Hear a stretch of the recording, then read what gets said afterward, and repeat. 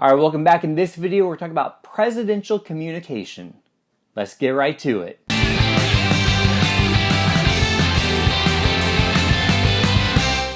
All right, so we're going to start with presidential use of something known as the bully pulpit.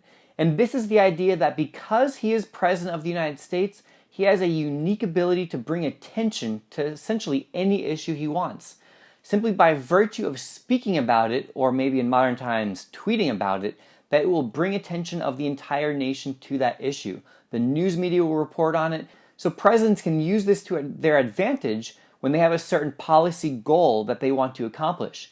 They can speak about it, which puts pressure on Congress to act on that particular issue. Another way that presidents communicate to the public is through their State of the Union address. Now, technically, this is a speech to Congress, so he gives us once a year to update Congress on the state of the union. How is the country doing? In reality, this speech is more so designed for the general public, and the president outlines the successes of the past and his policy goals for the future. If he does a good job expressing these goals, people can then put pressure on their representatives and on their senators to aid and to assist the president in accomplishing his goals. So his audience is not just Congress, but rather the entire nation, as he tries to put pressure to accomplish his own legislative policies and his agenda.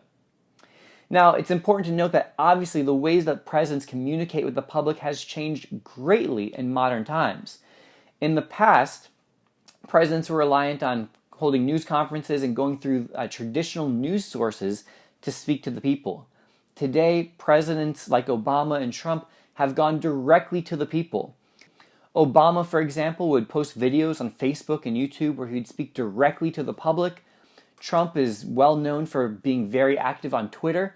This provides a tremendous advantage to presidents because they can go straight to the people with their message without it being interpreted or filtered by the media.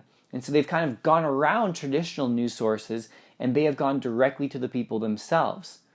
This way they're able to react very rapidly, so they can immediately tweet out condolences after some kind of tragedy happens, or they can have their issue and their stand on a particular issue known very quickly. So again, we see how communication has changed dramatically in recent years, even for presidents. All right, guys, that's it for this video. Until next time, you already know, this has been a La Money production. All right, thanks again. Hope to see you guys next time. Before you go, if you could hit that like button for me, make sure you subscribe if you haven't already. I'll see you guys next time.